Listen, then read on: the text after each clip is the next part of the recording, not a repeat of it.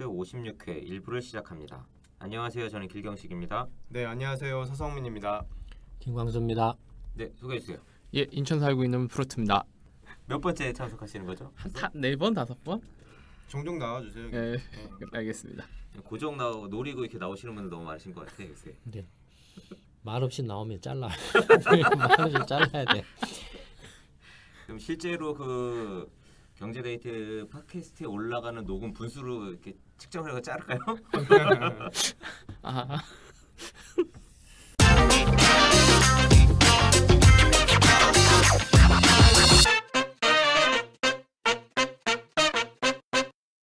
자, 지난주에도 굉장히 그 다이나믹한 뉴스들이 많이 있었어요. 그래서 오늘 할 얘기가 굉장히 많을 것 같은데. 지난주에 아주 정말 정신이 없었죠. 네. 갑자기 이제 저녁을 먹고 있는데 누가 그 뉴스 보라고 해가지고 네. 봤더니 정말 쇼킹한 뉴스들이 계속 이렇게 막 토요일 날은 아예 그냥 그 정상회담 뉴스가 이렇게 또 나오고 보니까 되게 놀랐거든요. 근데 지난 24일 목요일 밤부터 26일 밤까지 이제 불과 72시간 동안에 이제 한반도에는 그야말로 폭풍 같은 격정의 드라마가 이렇게 펼쳐진 것 같아요. 네. 이렇게 이제 이 북미 정상회담과 이제 남북 정상회담이 이제 두 개가 같이 섞여 있는 이제 그런 모양새인데 이게 일련의 과정을 이렇게 쭉 보면 이제 가장 최근에 그 트럼프 대통령이 북미 정상회담에 대해서 그 연기를 하겠다 이런 뉴스가 있었잖아요. 취소죠? 네, 취소를 하는 그런 발언이 있었는데 그거를 이제 좀 시기별로 좀 이렇게 얘기를 해보면 먼저 5월 10일 날 트럼프 대통령이 싱가포르에서 이제 그 정상회담을 할 거다라고 이렇게 트위터에서 이렇게 얘기를 하면서 이게 계속 쭉 진행이 되는 줄 알았는데 5월 13일 다음 날 이제 존 볼턴 국가안보보좌관이 이제 그 북한에 대해서 이제 핵 처리와 관련된 그런 발언을 했어요. 북한의 영구적이고 검증 가능하며 불가역적인 비핵화를 위해 북한의 우라늄 농축과 플루토늄 재처리 등을 완전히 제거해야 된다. 이런 발언을 이제 존 볼턴이 하니까 이제 3일 있다가 김계관 외무성 제1부장이 우리를 구석으로 몰고 가 일방적인 핵 포기만을 강요하러 든다면 우리는 그러한 대화에는 더는 흥미를 가지지 않을 것이다. 이런 대화가 이제 5월 16일에 있었고 이제 5월 22일 날 펜스 부통령이 이제 또 이제 북핵과 관련된 얘기를 하면서 우리는 모든 옵션을 테이블 위에 올려놓고 전방위 외교적 압박을 계속 가할 것이다. 이런 발언을 했어요. 그랬더니 북한의 최선희 외무성 부장이 펜스 부통령을 정치적으로 아둔한 얼뜨기 이런 비난을 했습니다. 그래서 우리는 미국의 대화를 구걸하지 않으며 미국이 우리와 마주 앉지 않겠다면 구태여 잡지도 않을 것이다. 이제 이런 발언이 나왔는데 그 발언이 나오자마자 이제 트럼프 대통령이 이제 싱가포르 회담 열리지 않을 거다. 이제 이런 얘기를 하면서 이제 그거는 이제 약간 열린 가능성은 열어뒀는데 이제 구체적인 표현이 언젠가는 당신을 만나길 고대한다. 이 가장 중요한 회담과 관련해 마음을 바꾸게 된다면 주저 말고 전화하거나 편지해 달라라고 이렇게 이제 공개 서한 형식으로 이렇게 발표를 했고 그 다음 날 김계관 또 외무성 제1부상이 다시 또 이제 이런 얘기를 했죠.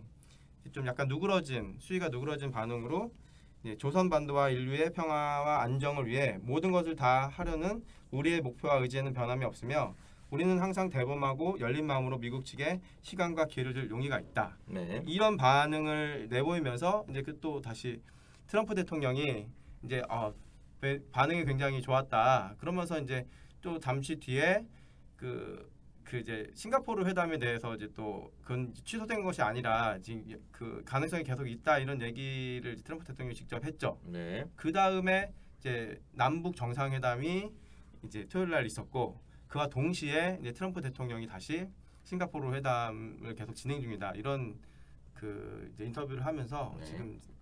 지금 이제 이 북미 정상회담이 일정이 지금 이렇게 일단락되고 있는 모습입니다. 한 2주 정도 시간 동안 굉장히 그 많은 일이 있었는데 사실 이 중에 한 절반 정도는 저희가 지난주에 경제데이트 한번 이야기를 했었어요. 특히 이제 존 볼턴이 이런 좀 강경한 발언을 하는 게 백악관 내에서의 혹은 그 행정부 내에서의 어떤 알력 싸움 이런 것과도 연관이 있지 않느냐 선생님이 말씀을 하셨었고 근데 이제 거기서는 일단 존 볼턴을 누르는 그림으로 정리가 한번 됐었는데 그 이후에 다시 또 이제 펜스 부통령이 인터뷰에서 굉장히 좀 그 비슷한 류의 과격한 발언을 했는데 북한이 거기에 대해서 감정적으로 얼뜨기라고 대응을 하면서 그게 이제 취소로 아주 직접적으로 연결된 것이 아니냐라는 분석이 나오고 있는데요. 이제 기본적으로 그 이제 북미 정상회담 장소하고 일정을 이제 확정을 지었잖아요. 네. 5월 10일 날 일정 그 양측이 이건 이제 분명하게 그 정상회담을 할 만한 가치가 있고 네. 또 정상회담을 통해서 북한의 비핵화 문제를 해결할 수 있는 그 가능성이 충분하다라고 봤기 때문에 네. 그걸 확정을 지었겠죠. 네.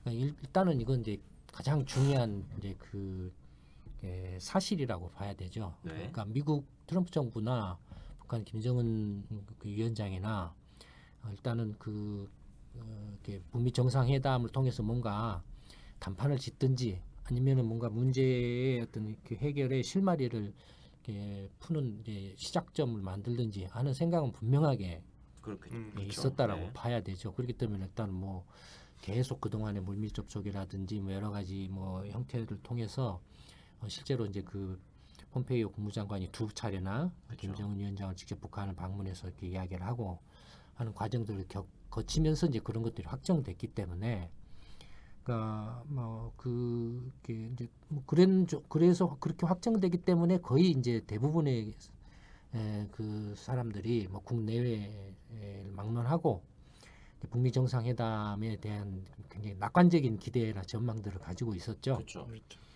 근데 이제 그 북미 정상회담을 하면 이제 하려면 그런데 그 뭐가 필요합니까?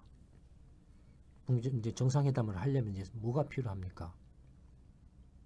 어떤 걸 말씀하시는 거죠? 뭐 그러니까 일단은 이제 그 뭐 여러 가지 뭐 실무적인 어떤 그 접촉이나 네. 물밑 작업들이 필요하겠죠. 네. 예. 무슨 그 북미 정상회담은 트럼프 대통령과 김정일 위원장이 둘이 만나가지고 거기서 뭐 이렇게 뭐 서로 의논하고 못하고 뭐 이렇게 그렇게 하지는 사전 않을 거 조율이나 아니에요. 뭐 이런 게 좀 그렇죠. 많이 나와야 다 된다 끝나고 말씀하셔야 사진 찍지. 되죠. 그러면 뭐 예. 회담은 사진을 찍는 목적으로 하는 거잖아요. 사실. 그러니까 뭔가 이렇게 그 사전 조율이 필요한데, 그러니까 이제 말씀드렸잖아요. 그 이제 정상회담을 하기 전과 한 후에라도 그 완전한 이제 그 이제 핵 폐기와 관련해서는 굉장히 많은 곡절이 있을 네, 거다. 그러니까 그런 제가 말씀하셨죠. 말씀을 예. 드렸잖아요. 네. 그러니까 이것도 그런 곡절 중에 하나죠.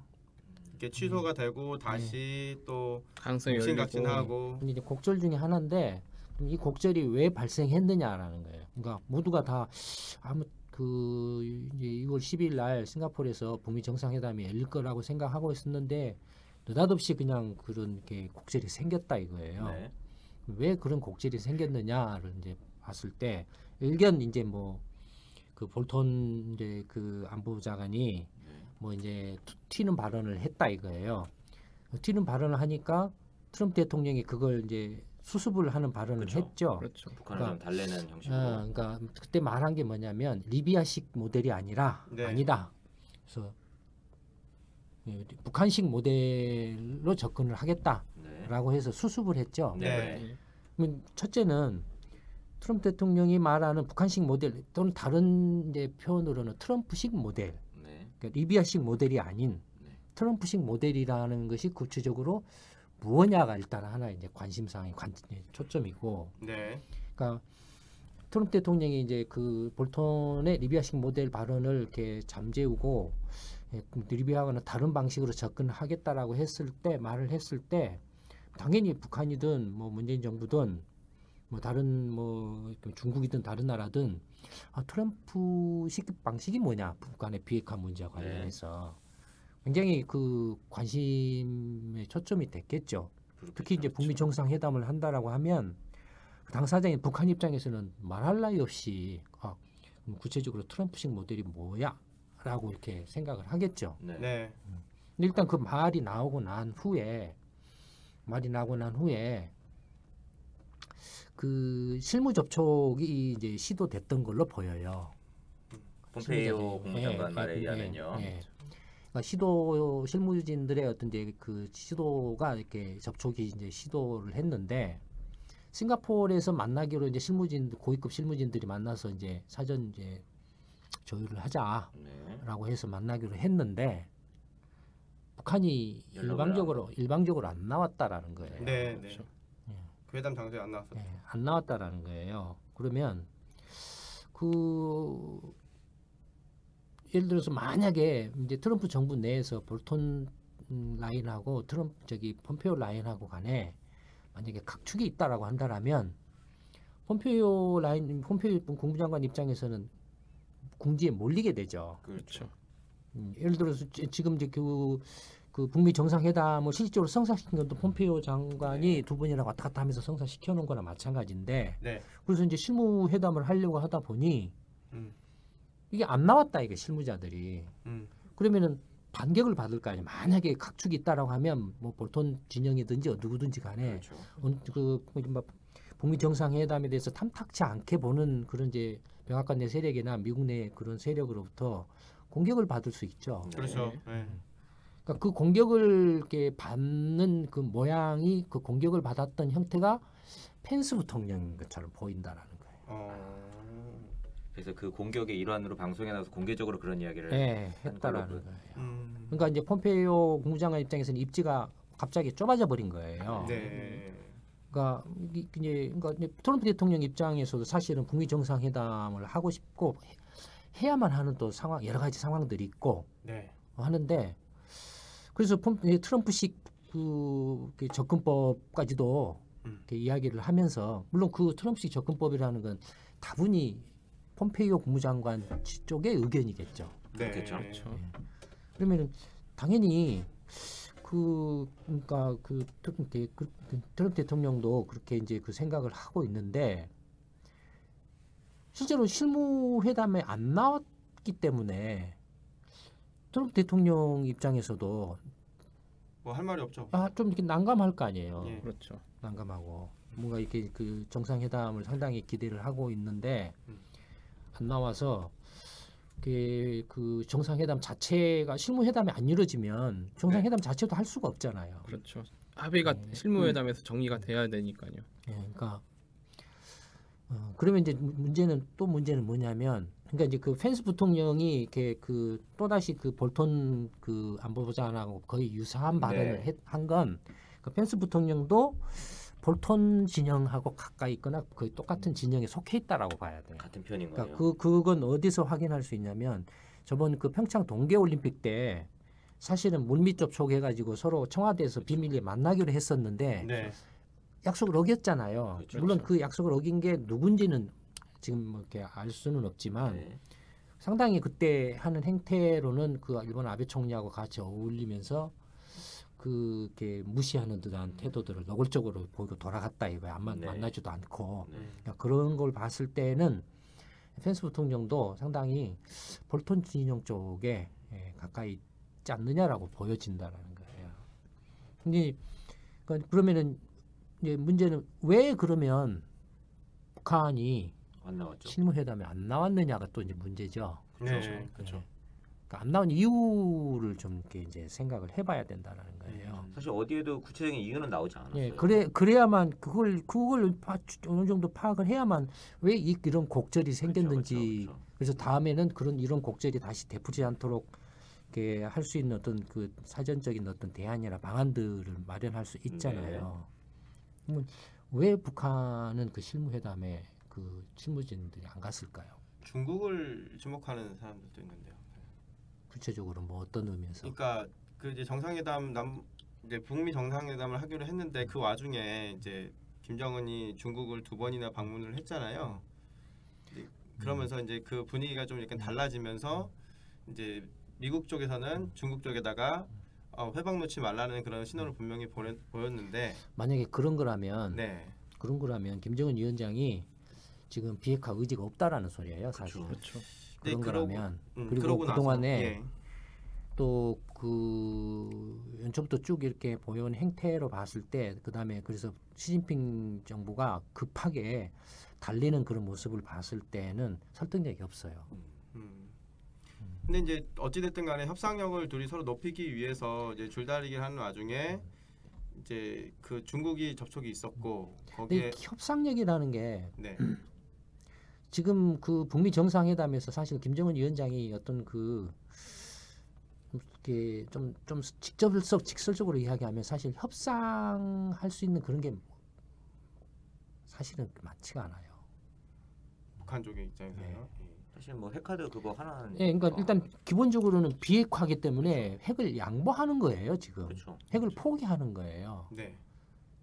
핵을 포기하면은 그 대가로 예를 들어서 그러면 체제 보장이라든지 경제 협력을 얻느냐, 그건 굳이 협상 안 해도 자연스럽게 되겠죠. 예, 자연스럽게 이루어지는 거예요. 네. 지금 근데 그 5월 16일에 보면 남한하고 북한하고 고위급 회담을 하기로 했는데 사실 이것도 열리지 않았어요. 요거하고도 어떤 연관이 있는 건가요? 그러니까 그래서 이제 문제가 네. 북한이 왜 그 실무자들이 안 왔냐라는 거예요.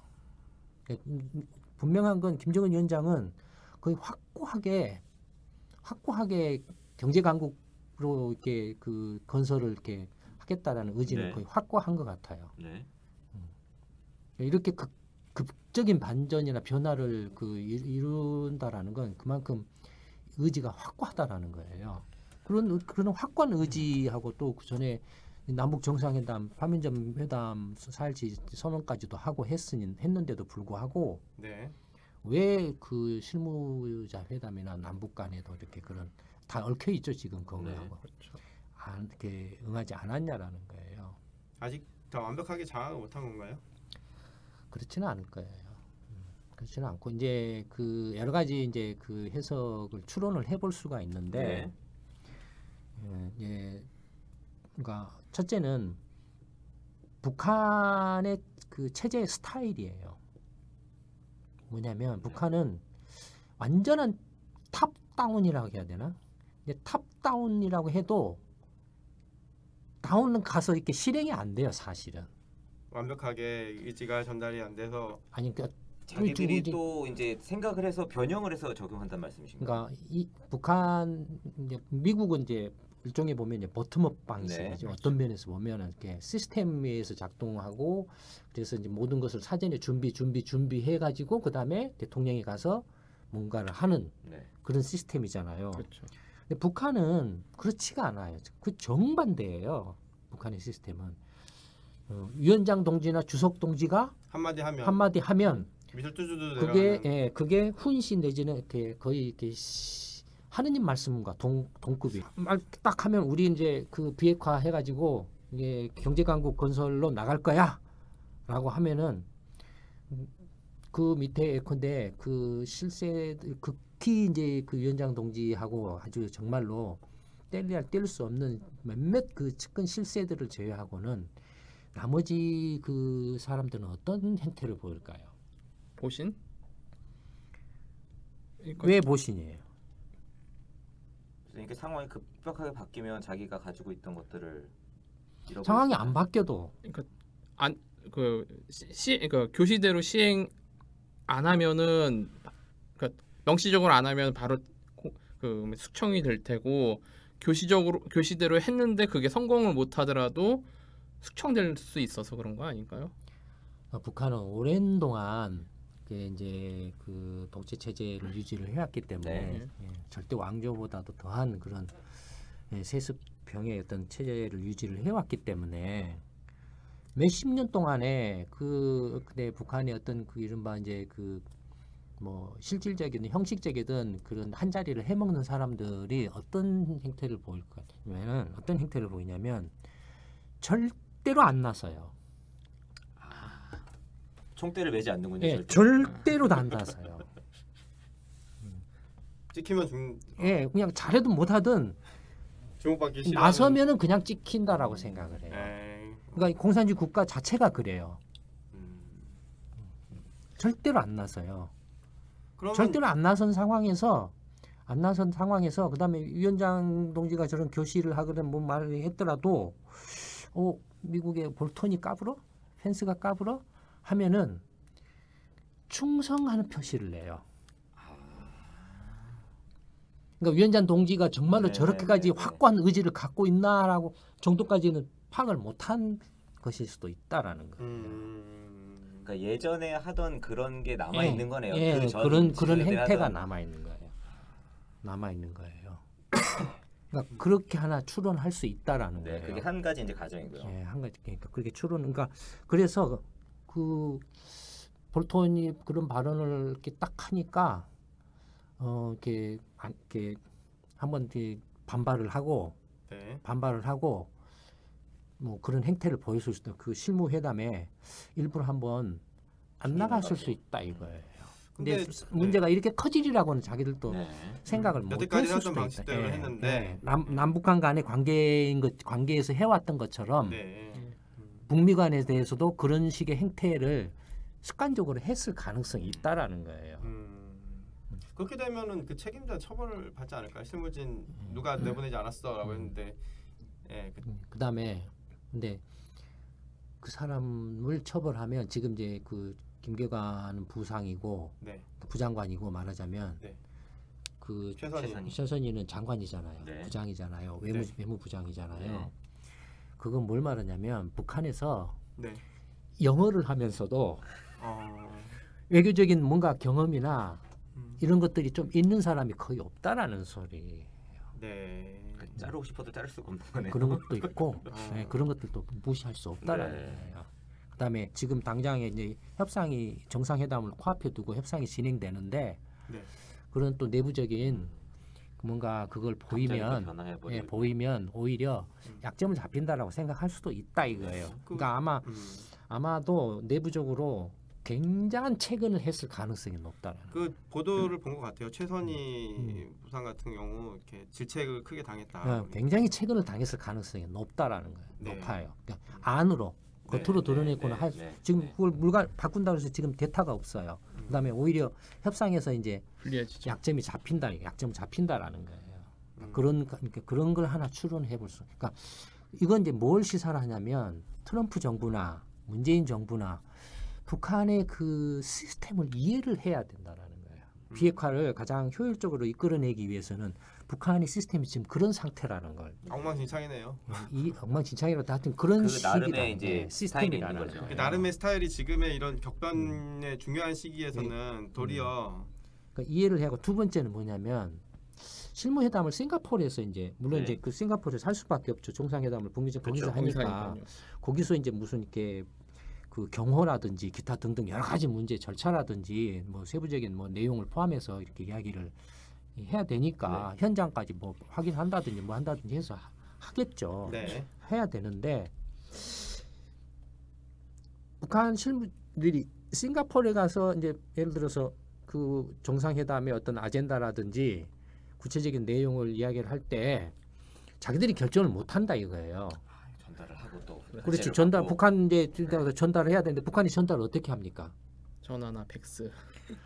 그럼 다 도청당한다 이거예요. 네. 직접 가야 돼요, 다. 직접. 그러니까 그래서 이제 그래서 전에도 말씀드렸잖아요. 싱가포르로 양보한 게 북한 입장에서는 엄청 큰 굉장히 큰 양보였다고. 네. 그러니까 지금 어떻습니까? 지금 이제 북미 실무회담이 어디서 일어나고 있습니까? 판문점에서. 판문점이죠. 네.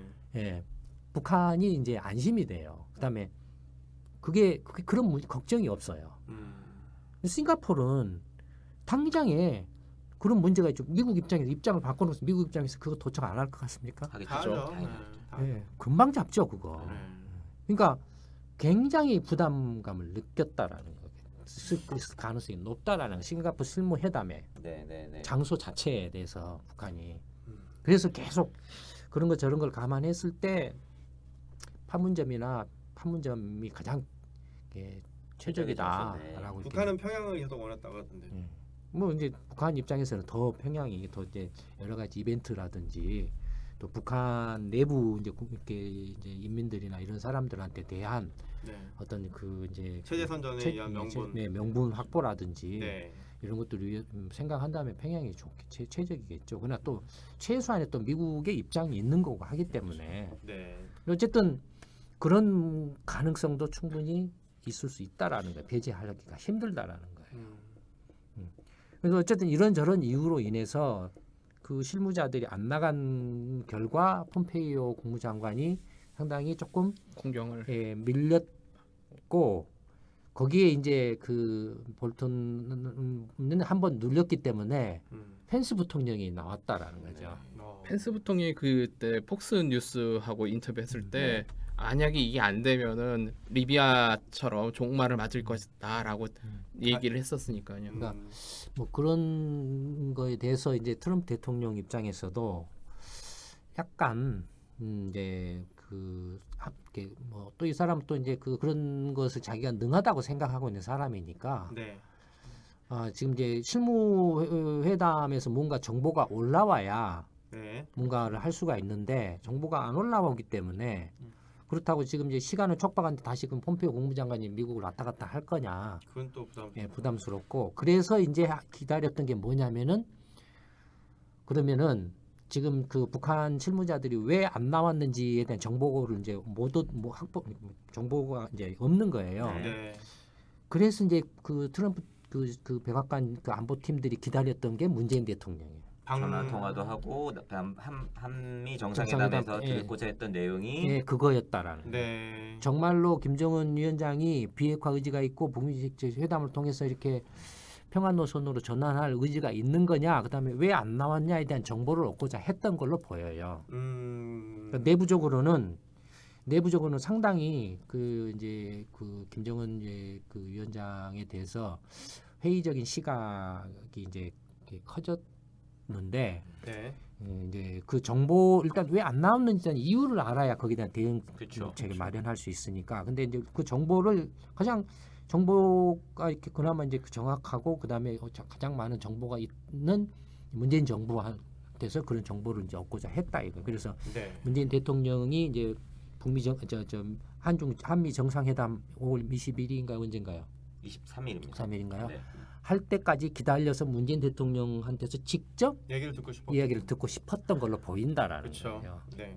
그러니까 이야기를 들었는데 내가 볼 때는 문재인 정부도 왜안 나왔는지. 상황의 심각성을 조금 가볍게 네. 보고 있었지 않나 싶어요. 네.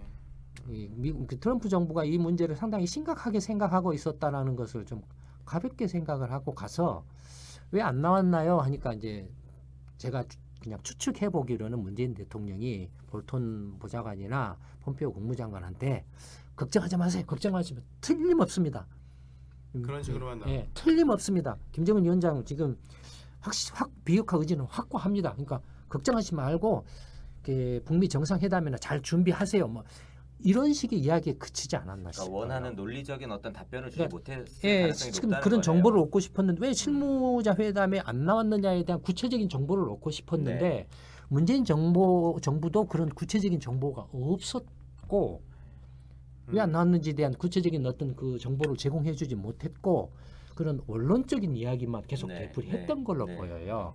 그러니까 트럼프 대통령도 그건 이제 어느 정도 이렇게 이렇게 공유는 하고 있어요. 김정은 위원장이 지금 실무자 회담에 안 나왔어도 의지는 확고한 것 네. 같다라는 것은 공유를 하고 있어요. 이게 영류됐던 미국인 3명도 그때 또 석방하고 예, 근데 그때 당일날 또 풍계리 네. 핵폐기장을 또 그러니까 이제 이야기는 미국인 3사람은 내가 볼 때는 CIA 정보요원이었어요. 예, 그러니까 정보요원, 그러니까 이런 정보기관들의 최대 그 철칙은 뭐냐면 절대적으로 구출하는 거예요, 자기 정보를. 네. 그래서 뭐 그 북한도 그걸 알고 있고, 네. 그러니까 그런 걸로 봤을 때 김정은 위원장이 그 비핵화 의지는 확고하고 경제 강국 노선으로 전환을 이렇게 하겠다라는 것도 틀림없다. 근데 하여튼 지금 그 실제 북미 정상회담의 준비를 위한 뭔가가 필요한데 거기에 지금 필요한 정보들이 안 올라오니까. 예. 그 안 나오고 대응이 없으니까 거기에 대한 또 정보가 없으니까 그래서 이제 문재인 대통령한테는 문재인 대통령이 걱정 마세요. 틀림없이 이렇게 비핵화 의지가 확고합니다. 그러니 준비 잘 하시고 이렇게 하세요. 저 믿으세요. 라는 정도로 자꾸 이야기가 그 정도 선에서 그치다 보니 이제 내부적으로는 좀 이런저런 이야기를 하다가 이제 문재인 대통령이 이제 미국을 떠나는 직후에 트럼프 대통령이 던졌다라는 거예요. 그러면 어떻게 보면 연기 이제 일단 이렇게 그 북한의 그 표현이 너무 과격하다. 명분은 이제 그런 명분으로 네. 정상회담을 하려는 자세가 아직은 안 돼 있는 것 같다. 네. 그러니까 성의가 없다라는 거예요. 실무 회담도 안 나오고 표현도 네, 과격하고, 네. 그러니까 성의가 없다라는 거예요. 그러니까 김정은 위원장 입장에서는 사실은 전혀 그런 의도는 아니었던 것 같아요. 아까 그렇죠. 말씀드렸던 네, 것처럼 그런 오랜 체제 속에서 이른바 보신행위하고 네. 오버를 한 과잉 거네. 오바, 이렇게 충성 오바를 네. 한 걸로 보여져요. 그러니까 뜻하지 않는 그런 경우였던 걸로 보여요. 네. 지금 근데 말씀하신 것과 관련해서 한미 정상회담 내용 자체를 가지고 문제 제기를 하시는 분들도 있더라고요. 보니까 트럼프 대통령이 이 북미 정상회담의 개최 가능성에 대해서 질문을 받았을 때 될 수도 있고 안 될 수도 있다라고 이야기를 했는데 한국 정부에서는 가기 전이나 그 이제 뭐 거기 있는 중에서도 언론과의 대화에서 99.9% 된다라고 이야기를 해서 전혀 이 상황에 대해서 파악을 그러니까 못한 게 아니냐. 이건 뭘 말하냐면 트럼프 정부가 문재인 정부를 어떻게 바라보고 있느냐를 또 보여주고 있어요. 그런 거를 또 단적으로 표현된 보여주고 사건이군요. 있어요. 그러니까 네. 지금 문재인 대통령이 가서 직접 이야기를 정상회담을 했음에도 했는데. 불구하고 우리가 그러면은 그 자리에서라도 비공개로라도 우리가 그러면 북한에 대해서 정상회담을 연기한다고 말할 거야 라는 말을 해줬어야 되죠. 그것도 안 했다는 거죠. 그것도 안 하고 네. 거의 발표함과 동시에 그냥 통보를 했다라는 건 그렇죠. 기본적으로 트럼프 정부, 특히 트럼프 정부 내 안보팀이 심지어는 폼페이오 국무장관까지 포함해서 문재인 정부를 어떻게 보고 있는가를 지금 보여주고 있다라는 거예요. 그러니까 안 믿고 있다라는 거예요. 네. 쟤네 북한이랑 짬짜가지고 문재인 정부에 대해서 네. 네. 안 믿고 있다라는 표시예요. 지금. 그렇게 생각할 수도 있겠네요. 지금. 네. 그러니까 지금 이 곡절이 기본적으로 북미 정상회담 할 가능성이 99% 진짜로. 네. 근데 이 곡절이 왜 일어났는가에 대해서 이해를 못하면 네. 미국 정부 행태나 김정은 위원장이나 북한이나 문재인 정부가 특히 이제 문재인 정부가 이런 문제에 대해서 어떻게 대응할 것인가. 사실은 문재인 대통령은 지옥에서 천당으로 돌아왔어요. 이번 곡절에서. 그렇죠. 그렇죠. 그러니까 왜 그러냐면 그 딱 이제 한미 정상회담 오고 온 직후에 뒤통수를 맞았거든요. 그렇죠. 뒤통수를 맞았거든요. 정상회담 일단 뭐 연기 내지 취소. 근데 그것도 강경한 표현이 아니고 언제든지 다시 전화해. 편지를 전화해. 트위터가 아니라 편지로 공식 문서로 네. 보낸다는 게 네. 해. 뭐 이런 것은 여전히 지금 북미 정상회담이나 이렇게 회담에 대해서는 관심이 굉장히 강하게 있다라는 거예요. 네. 그러니까 그건 뒤집어놓고 아까도 말씀드린 뒤집어놓고 말하면 김정은 위원장의 비핵화 의지가 확고하다는 걸 믿고 있다라는 거예요. 네. 신용하고 있다라는 거예요. 근데 그 사이에서 운전자 역할 내지는 중재 역할을 하는 문재인 정부에 대해서는 트럼프 정부가 충분히 신뢰를 못 하고 있다. 신뢰를 안 하고 있다, 못 하고 있다라는 거예요. 네. 그 소장님 말씀 듣다 보니까 그러면 한미 정상회담 전에 그 백악관에서 그 문재인 정부한테 왜 북한이 실무에도 안 나왔는지 그 이유를 좀 확인해 달라 그런 물어봤겠죠. 물어봤는데 아마 그거에 대해서 구체적인 설명을 못했겠죠. 네. 본인들도 모르니까. 예, 본인도 왜 지금 남북 간의 실무자 회담도 그때 중단이 그렇죠. 됐기 그 때문에 회담이 그렇죠. 중단되어 있던 상태고. 그걸 파악을 못했겠죠. 그러니까 대답을 못 해줬겠죠. 그럴 때 쓰라고 한라인 있는 건데. 어쨌든 뭐 이제 이 정도로 일부로 하고 네. 그 뒷부분을 이제 한번 넘어가 보죠. 이부에서. 알겠습니다.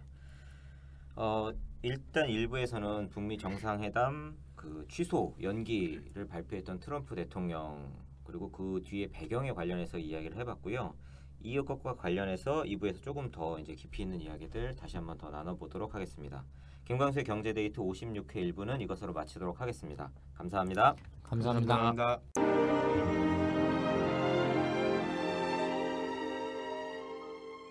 이순신 프로젝트 정책 아카데미는 평범한 직장인, 가정주부, 자영업자, 전문직 종사자, 교수, 대학생 등 다양한 분들이 함께하고 있습니다.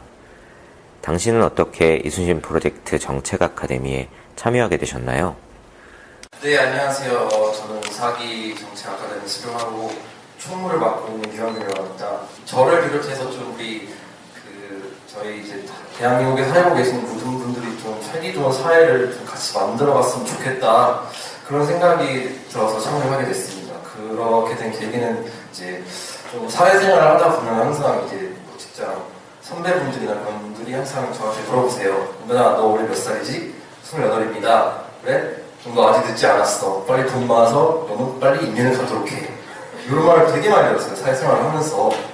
근데 뭐 제가 생각했을 때 저는 굳이 뭐 이민을 갈 능력도 잘 안 되고 또 뭐 저의 뭐 어떤 저희 집 상황도 봤을 때 그런 능력도 안 되고 해서 그렇다면 그냥 어차피 내가 이 나라에 살아야 되고 한다면 좀 이 나라를 차라리 좀 살기 좋은 나라로 바꾸는 게 더 낫겠다 그런 생각이 들어서 이렇게 참여를 하게 됐습니다.